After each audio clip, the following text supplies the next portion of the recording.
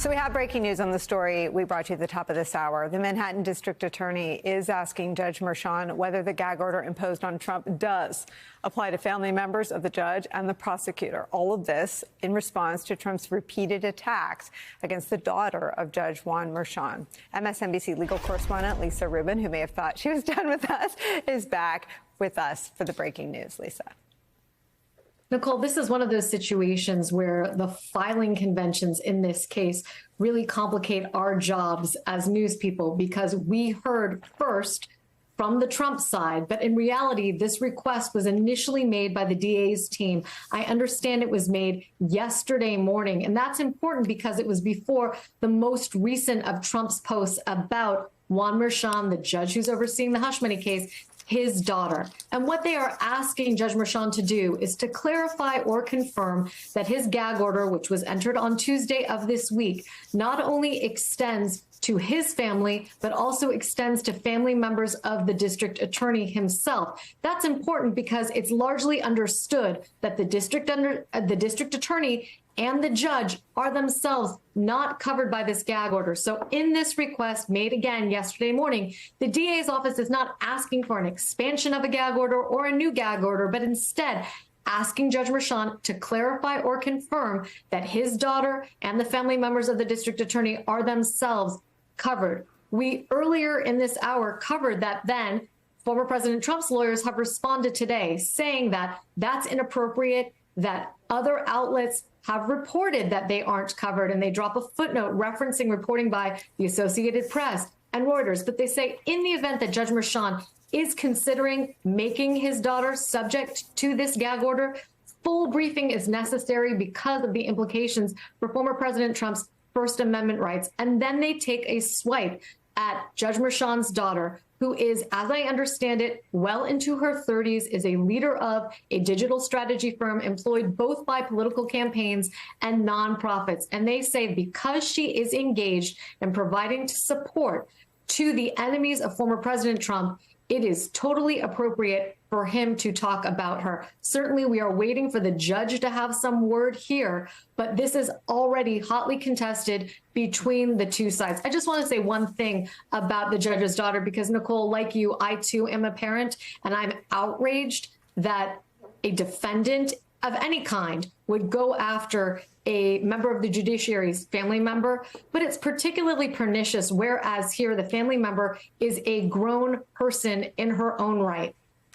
Whatever you might think about Judge Merchan's daughter, her father is no more responsible for her career choices or her clients than my father, who's a retired school principal and administrator, is for mine.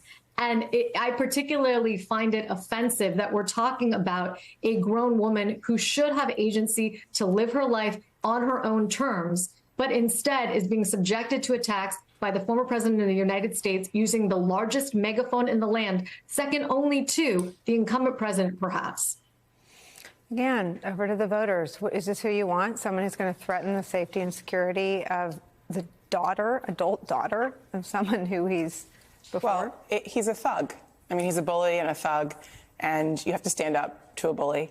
I mean, I am someone who actually believes that the voters are going to have the most powerful say here in November. I think that's really important, to issue a vote of no confidence, no interest in Trump and Trumpism. At the same time, it's this behavior that is the exact reason why I think it's so important to hold Donald Trump accountable. You know, there are some people who have said that this case in Manhattan is maybe not as serious as some others, and that's, in some ways, that might be true. In other ways, he's operating with the same kind of impunity that we have seen all along, and that is unacceptable. He cannot be above the law. You cannot have a president sitting in the Oval Office who's above the law. So he should be held accountable.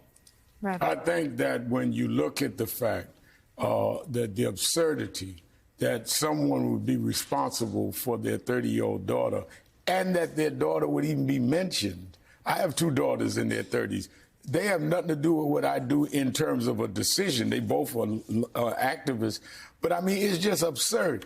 It shows how callous and low this man will go. There's nothing off limits to him.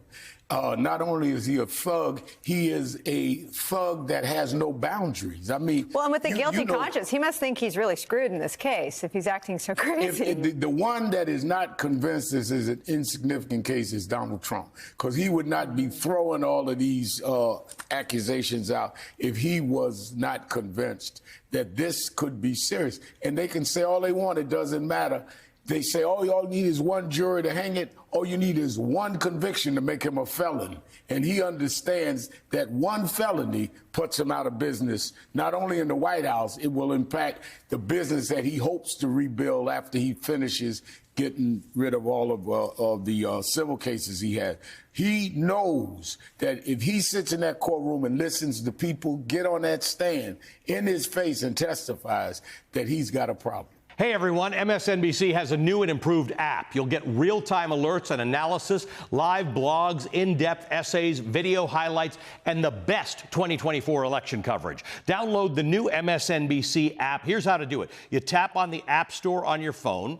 You hit search on the bottom right corner. You type in MSNBC. You click on the MSNBC app. You click on Get or the cloud icon and enjoy it.